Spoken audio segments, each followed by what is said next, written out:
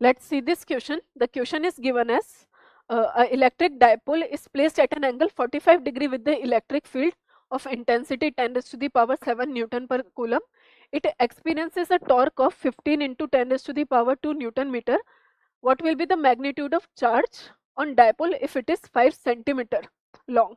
यानी कि हमारे पास एक क्वेश्चन है कि एक डायपोल है जो कि हमारे पास इलेक्ट्रिक फील्ड के साथ 45 डिग्री का एंगल बना रहा है और उस पर टॉर्क कुछ लग रहा है. हमें बताना है कि डायपोल पे चार्ज कितना होगा अगर डायपोल की लेंथ 5 सेंटीमीटर गिवन है. तो देखो इसमें हम दो चीजें यूज करने वाले हैं.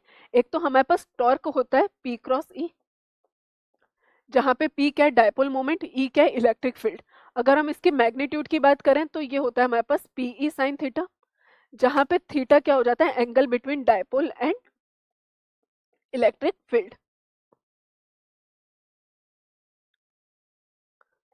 ये तो हो गई हमारे टॉर्क की बात. अब हम एक डायपोल की भी बात कर लेते हैं. डायपोल हमारे पास क्या होता है, अगर मैं डायपोल मोमेंट की बात करूं तो डायपोल मोमेंट हमारे पास होता है, इसको हम रिप्रेजेंट करते हैं P से और इसकी वैल्यू होती है हमारे पास Q इंटू एल. डायरेक्शन हमारे पास किधर से किधर होती है, नेगेटिव चार्ज से पॉजिटिव चार्ज तक. तो हमारे पास डायपोल मोमेंट, इसका मैग्नीट्यूड की अगर हम बात करें फिर से Q into L. Direction is from negative to positive charge.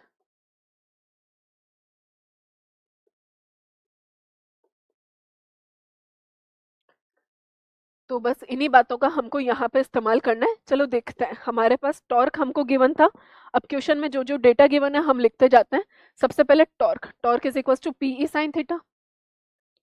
Torque की वैल्यू कितनी गिवन है, टॉर्क की वैल्यू हमें गिवन है 15 into 10 raise to the power 2 Newton metre. Dipole moment हमें नहीं पता, अभी हम उसको वेरिएबल मान लेते हैं. इलेक्ट्रिक फील्ड हमें कितना गिवन है, 10 raise to the power 7 newton पर कूलम और इनके बीच का एंगल है 45 डिग्री. ठीक है, तो यहाँ पे हमारे पास हो जाएगा 15 into 10 raise to the power 2, dipole moment हमें नहीं पता, into 10 raise to the power 7, sine 45 degree is 1/√2. तो हमारे पास डायपोल मोमेंट की वैल्यू कितनी आ गई है, dipole moment is 15√2 into 10 raise to the power 2 upon 10 raise to the power 7. इसको जब हम लिखेंगे थोड़ा और अच्छे से तो 15√2 into 10 raise to the power -5 coulomb metre. ठीक है, ये हमारे पास डायपोल मोमेंट आ गया. अब हमें डायपोल की लेंथ गिवन है, हमें चार्ज निकालना है. तो हम एक और इंफॉर्मेशन यहाँ से यूज करते हैं. डायपोल मोमेंट हमारे पास होता है P is equal to charge into electric field. ये dipole negative charge positive charge, इनके बीच का सेपरेशन L, डायरेक्शन नेगेटिव से पॉजिटिव चार्ज.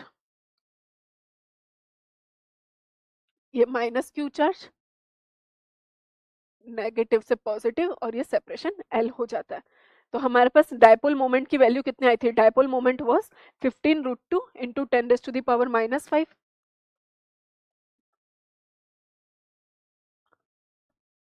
ये इक्वल्स टू लिखा हुआ है.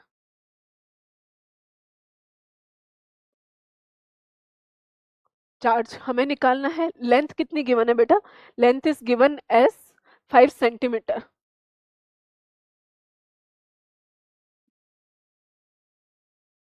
मैंने सेंटीमीटर को मीटर में कन्वर्ट कर दिया. तो चार्ज हमारे पास आ जाएगा 15√2 into 10 raise to the power -5 upon 5 into 10 raise to the power -2. That is 5 3 सा 15, 3√2 into 10 raise to the power -3 coulomb. इसकी वैल्यू हम थोड़ा और अच्छे से कैलकुलेट कर लेते हैं. √2 की वैल्यू कितनी होती है 1.414. इसको 3 से मल्टीप्लाई करेंगे, 3 4 सा 12, 3 1 सा 3 4, 3 4 सा 12, 3 1 सा 3 4, 4.242. तो क्या हम ऐसा देख सकते हैं हमारा कोई ऐसा ऑप्शन मैच हो रहा है, 4 मिली कूलम हमारा मैच हो रहा है शायद. तो हमारा अप्रोक्सीमेटली आंसर कितना आ रहा है, charge is coming out to be 4 something 4.2 millicoulomb. इसी को हम लिख लेते हैं 4 millicoulomb. So the correct answer is option number D.